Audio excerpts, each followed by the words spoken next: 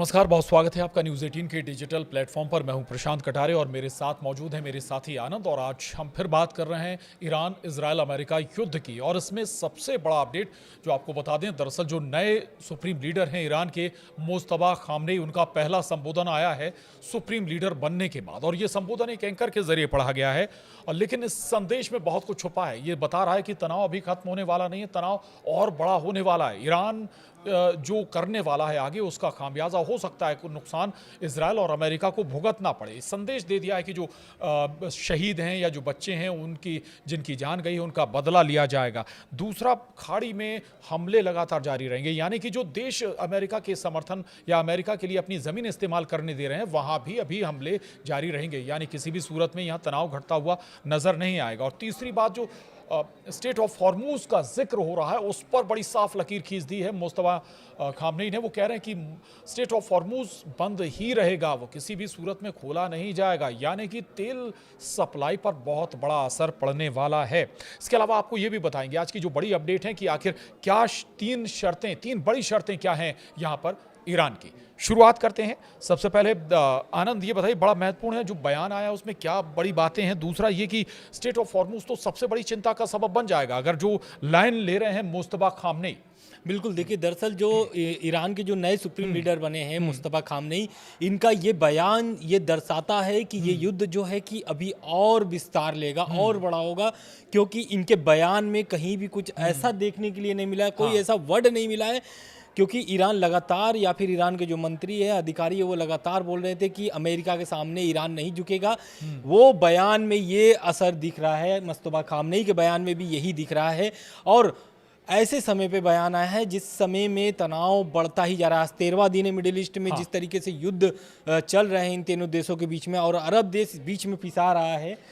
तो कहीं ना कहीं ये जो खामनेई साहब का बयान आया है, क्योंकि मुस्तफा खामनेई साहब जो हैं, उनके बयान से ये दर्शाता है कि स्टेट ऑफ हॉर्मुज जो है वो बंद ही रखा जाएगा, साथ ही साथ खाड़ी देशों पर हमले जारी रहेंगे। उन्होंने साफ तौर से ये संबोधन में अपनी बातें रखी हैं, और ये संबोधन दरअसल वो खुद आकर के टेलीविज़न पर नहीं दिए हैं। उनका संबोधन सरकारी चैनल जो है, उनका सरकारी ईरान की जो सरकारी टीवी चैनल है, वहाँ पर वो एंकर उनके संबोधन को पढ़ते हैं, और उस संबोधन में क्या क्या और उन्होंने बोला है, मैं आपको थोड़ा विस्तार से बता देता हूँ। उन्होंने कहा है कि ईरान जो है कि इजराइल और अमेरिका को लगातार टारगेट बनाता रहेगा, क्योंकि ईरान और इजराइल ने बच्चियों को मार करके जो जुर्म किया है, या फिर उनके अधिकारी जो खामनेई साहब के साथ, जो आयतुल्लाह अली खामनेई थे, उनके साथ बहुत सारे अधिकारी भी मारे गए थे, उनके पिताजी खुद मारे गए थे। तो उसको लेकर के उन्होंने साफ स्पष्ट कर दिया है कि ये बदला अमेरिका इजराइल से लिया जाएगा। साथ ही उन्होंने ये भी बोला है कि अपने शहीदों और खासकर युद्ध में मारे गए बच्चों का बदला जरूर लेंगे। क्षेत्र में अपने दुश्मनों के सैन्य ठिकानों को लगातार निशाना बनाते रहेंगे, यानी लगातार जितने भी अरब देश में, उन्होंने इस बात को उसी में समेटा है कि अरब देश में जहाँ जहाँ अमेरिकी एयरबेस है, वहाँ पर लगातार हमला जारी रहेगा, जब तक अरब देश यूएस को अपने एयरबेस यूज करना बंद नहीं देते हैं। क्योंकि देखिए, यूएस जो है कि अरब देश के कंट्री जो हैं, उनके यहाँ एयरबेस है, वहाँ से वो हमला लगातार कर रहा है, वहाँ से लगातार दबाव भी बना रहा है ईरान पर। इसको लेकर के बहुत चिंता जताया है मुस्तफा खामनेई ने। उन्होंने एक बात और कही है, उन्होंने कहा है कि हम अल्लाह के नाम से यह वादा करते हैं कि शहीदों का बदला लिया जाएगा, विशेष रूप से उन बच्चों का जो अमेरिका इजराइल के हमलों में मारे गए थे। बिल्कुल, बहुत महत्वपूर्ण बात आपने कही। दूसरा, हालांकि इजराइल पहले ही, जो नया सुप्रीम लीडर मुस्तफा खामनेई बने हैं, उनको पहले से ही खतरा बता रहा है कि भाई वो भी उसी लाइन पर चलने वाले हैं जो आयतुल्लाह अली खामनेई जो जिस लाइन पर चल रहे थे। हालांकि ये भी इंफॉर्मेशन निकल कर आई थी कि शायद बयान सामने, मीडिया के सामने इसलिए नहीं दिया कि उनके पैर में चोट भी है। दूसरा, एक खतरा वाला मसला भी है, मुस्तफा खामनेई के ऊपर खतरा भी है, लगातार इजराइल और अमेरिका की निगाह है। भाई चाहते हैं कि कोई भी अब नया लीडर स्टेब्लिश ना हो पाए, उस धारा पे ना चल पाए। बिल्कुल, तो ऐसे में सुरक्षा, एक तो ये बात। दूसरा, ये भी बताया जा रहा कि ईरान ने कुछ बड़ी शर्तें रख दी हैं बातचीत के लिए। क्या शर्तें हैं, थोड़ा सा उस पर भी रोशनी। बिल्कुल, देखिए, ये जो टेलीविजन पे नहीं आना, क्योंकि आपको भी पता है कि मुस्तफा खामनेई के को हल्की चोटें आई थी, और वो चोट उसी समय आई थी जिस समय वो उनके पिता पर हमला हुआ था। शायद वो वहाँ मौजूद थे, ऐसा दावा किया जा रहा था। मुस्तफा खामनेई के सार्वजनिक रूप से दिखाई न देना, यानी जो उनके संबोधन है वो एंकर ने पढ़ा है, तो उसको लेकर के ये कई रिपोर्ट्स ऐसे आ रहे हैं सामने कि अमेरिका इजराइल के हमलों के पहले दिन मुस्तफा खामनेई के पैर फ्रैक्चर हो गया था, उन्हें हल्की चोट भी आई थी। बताया गया कि वह उसी हवाई हमले में घायल हुए थे जिसमें उनके पिता और पूर्व supreme leader Ayatollah Ali Khamenei Khamenei की जो मौत हुई थी उसी हमले में। बिल्कुल। और साथ ही साथ एक खबर सामने और आ रही है कि ये जो मुस्तफा खामनेई साहब हैं, उनके बयान के बाद या फिर उनके बयान से पहले इजराइल जो है पलटवार का बयान आया हुआ है, क्योंकि आज पता इजराइल को भी मालूम था कि आज मुस्तफा खामनेई का संबोधन आएगा। और उस पर उन्होंने इजरायली मीडिया का क्या प्रतिक्रिया है, इजरायली मीडिया क्या कह रहा है, मैं इसको थोड़ा सा विस्तार देता हूं। इसको ये थोड़ा जानकारी इस पर भी ज़रूरी है, क्योंकि इजराइल जो है कि लगातार ईरान पर हमला जारी रख रहा है। तो इजरायली मीडिया का कहना है कि ईरान के नए जो सुप्रीम लीडर हैं मुस्तफा खामनेई को संभावित टारगेटेड किया जा रहा है, यानी कि उनको भी ईरान के जो पूर्व सुप्रीम लीडर हैं आयतुल्लाह अली खामनेई को जिस तरीके से टारगेट किया जा रहा था, उसी तरीके से मुस्तफा खामनेई को भी टारगेट किया जा रहा है। साथ ही साथ आज दिन भर यही खबरें चलती रही कि 3 शर्तें ईरान की क्या हैं, उन 3 शर्तों से क्या युद्ध मिडिल ईस्ट में ख़त्म हो जाएंगे, क्योंकि देखिए मिडिल ईस्ट में लगातार तनाव बढ़ रहे हैं। 13 दिन हो गया है, लेकिन ईरान जो है अपने मिसाइलों का जो जखीरा है, जो उनके पास बहुत सारे मिसाइल सिटी है, मिसाइल सिटी जो कि उनके जमीन के पहाड़ों के नीचे गहराई में है, जमीन से 500 मीटर नीचे बनाई गई है। अब वहाँ से वो मिसाइलें लगातार निकाली जा रही है। और अभी कल तो ऐसी खबरें भी सामने आई थी कि इजराइल पर और या फिर उनके जो एयरबेस है, यूएस के एयरबेस है, उन पर टारगेट किया जा रहा है। तो कौन कौन से मिसाइलों का टारगेट किया जा रहा है उसकी भी जानकारी दी गई थी।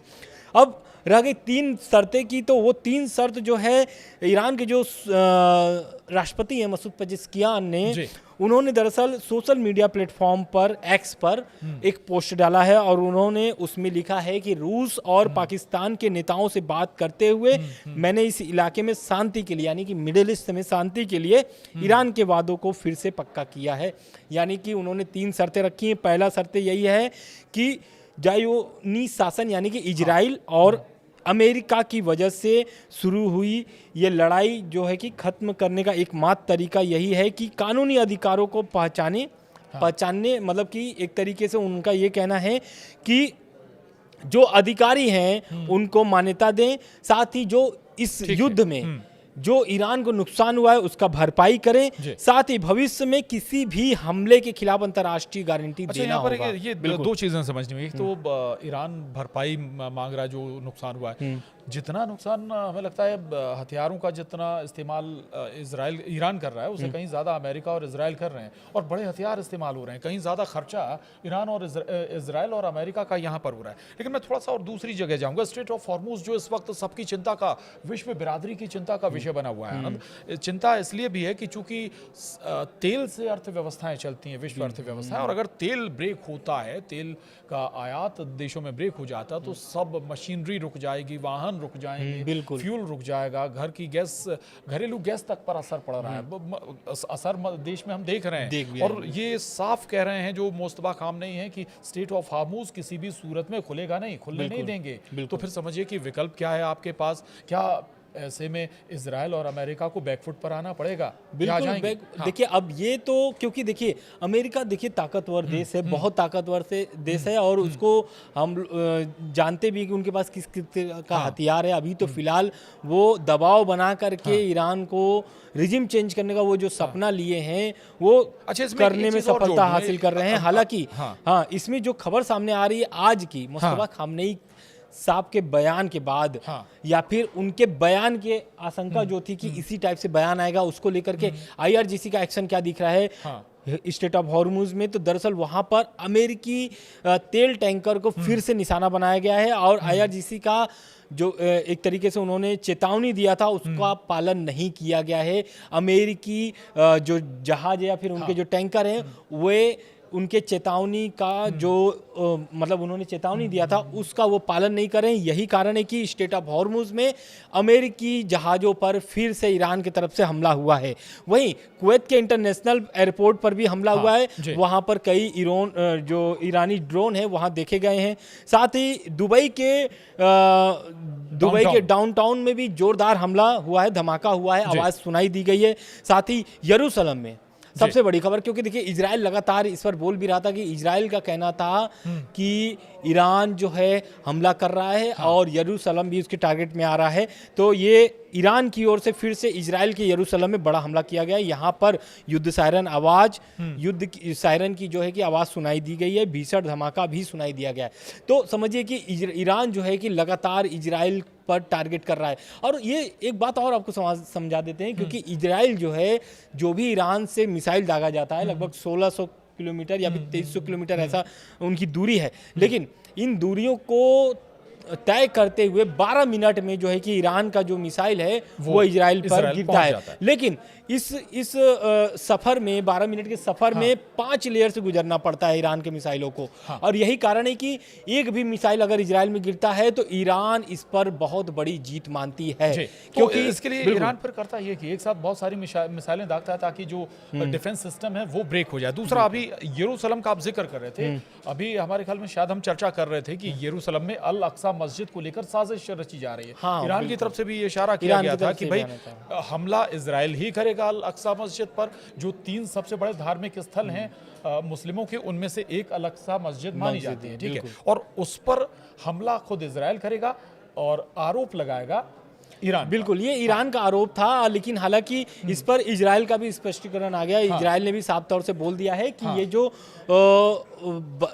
रोका गया है अल-अक्सा मस्जिद में, दरअसल पिछले जुमे की नमाज में जब नमाज नहीं पढ़ी दी गई, और उसका इजराइल ने स्पष्ट भी कर दिया था कि नमाज इसलिए नहीं पढ़ी दी गई है क्योंकि ईरान की तरफ से लगातार हमला हो रहा है और इस हमले को देखते हुए, सुरक्षा को देखते हुए यहाँ पर एक तरीके से नमाज नहीं पढ़ने दिया गया है, बंद कर दिया गया है। बिल्कुल। अच्छा, इटली के सैन्य बेस पर भी हमला हुआ है, बहरीन में भी अमेरिकी के 5वें नौसैनिक बेड़े पर धमाका किया गया। यानी कि अमेरिका के बेड़े हों, इजराइल से जुड़े ठिकाने हों, अमेरिका ठिकाने हों, सुरक्षित कोई नहीं है। नहीं, सुरक्षित कोई नहीं है।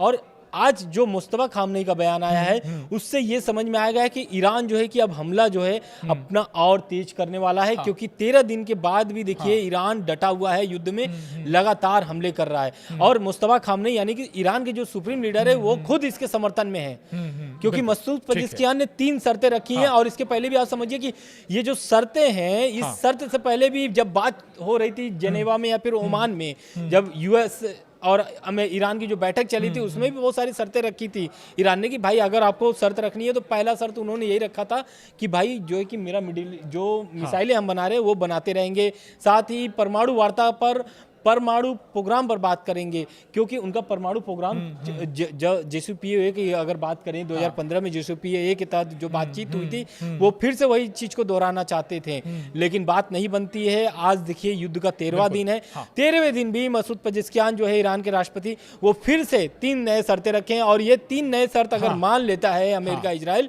तो शायद युद्ध मिडिल ईस्ट में खत्म हो जाए। तो 13वां दिन है, 13वें दिन तक की अपडेट हमने आपको दी है, आखिर कहाँ ईरान टारगेट कर रहा है और ईरान पर क्या हुआ है, ईरान के साथ क्या हुआ है। और दूसरा जो मुस्तफा खामनेई है उन्होंने साफ बता दिया है कि अगला जो टारगेट या जो लाइन है जो लेकर चल रहा है ईरान वो क्या होगी, किसी भी सूरत में बख्शा नहीं जाएगा, लंबा चलेगा। IRGC पहले ही कह चुका है कि हम 10 साल तक की तैयारी कर बैठे हुए हैं। आगे भी आपको इस युद्ध से जुड़ी अपडेट देते रहेंगे। आज के लिए इतना ही। नमस्कार।